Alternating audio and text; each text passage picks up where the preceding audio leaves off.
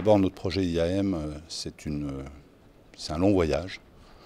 C'est un voyage qui a commencé il y a 7 ans, qui a visé à mettre sous contrôle les identités informatiques, le compte Active Directory, à gérer correctement l'onboarding, l'offboarding, plus généralement le life cycle des accès au réseau Sanofi. Donc ça, c'était la première étape avec une relation forte qui a été établie avec les systèmes RH. On avait un système RH unique, ce qui est quelque chose qui nous a facilité les choses. Donc ça a été la première grande étape. Cette étape, elle va encore voir des évolutions puisqu'on va mettre en œuvre des interactions avec un système de gestion des prestataires qui va nous servir de data source. Donc ça, voilà, ça a été la première grande étape. La deuxième étape, ça a été de gérer nos accès privilégiés. Et nos accès privilégiés, on voit beaucoup ici sur les assises des gens qui nous parlent du PAM, mais ils ne nous parlent pas souvent de la nécessité de gérer le cycle de vie de ces accès. C'est-à-dire on autorise quelqu'un à accéder à un safe, mais cette personne, à un moment donné, on devra lui retirer des accès au safe. Et pour ça, en fait, un IGA est un outil parfait. Alors, on est à une étape aujourd'hui où on gère parfaitement le cycle de vie des accès privilégiés. Néanmoins, on n'a pas une utilisation systématique d'outils de PAM pour accéder à l'ensemble des cibles. Donc là, on vise à vraiment faire du 100%, de manière à renforcer la sécurité. Le PAM étant garant de la sécurité d'accès des accès privilégiés. Et en fait, on veut systématiser et automatiser le maximum d'opérations liées à ces accès-là.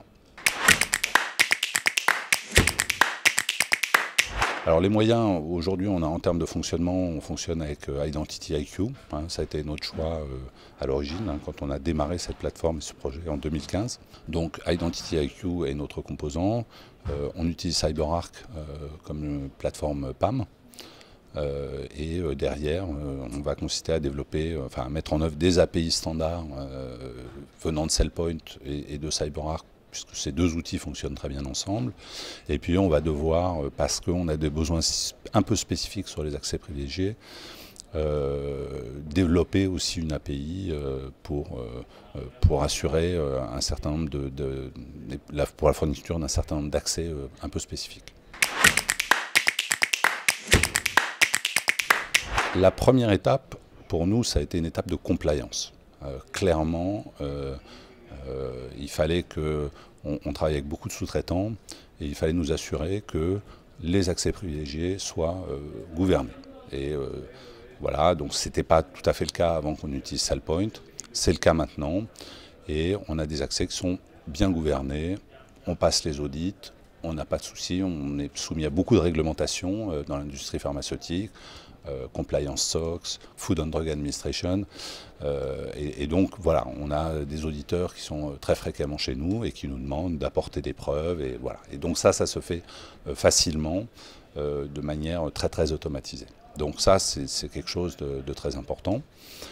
Et maintenant, on passe à une deuxième étape qui est de renforcer l'aspect cyber en systématisant l'utilisation d'un outil PAM pour accéder avec des privilèges sur nos systèmes.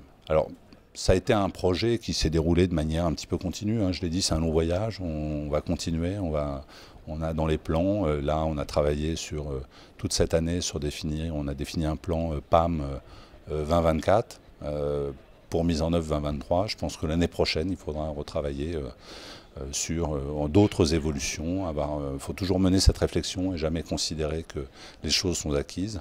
Il y a beaucoup de choses qui changent dans l'environnement, l'arrivée du cloud, l'arrivée de tout ce qui est infrastructure as a code aussi, qui pose des nouveaux problèmes qu'il va falloir adresser, des nouveaux challenges. Donc voilà, c'est un projet en continu, on va dire. La mise en œuvre d'un outil comme SailPoint est un outil qui est très puissant et il est important d'alimenter SailPoint avec des données. Et donc il faut travailler sur il faut identifier d'abord les sources de données et puis s'assurer de la qualité des données dans les systèmes qu'on va intégrer. Par ailleurs, il faut avoir une réflexion sur la mise en œuvre d'un tel outil en fonction de son environnement et essayer de cibler les choses les plus intelligentes à faire par rapport à des sponsors dans l'entreprise, mais aussi par rapport à la vitesse avec laquelle on va pouvoir faire les choses. Je vais vous prendre un exemple sur la gestion d'accès applicative. Traditionnellement, les gens vont vouloir faire de l'intégration en premier lieu, de la demande d'accès. Ça peut amener, ça va prendre du temps, parce qu'il va falloir harmoniser un peu la façon dont les choses sont faites, il va falloir faire du change management avec les utilisateurs.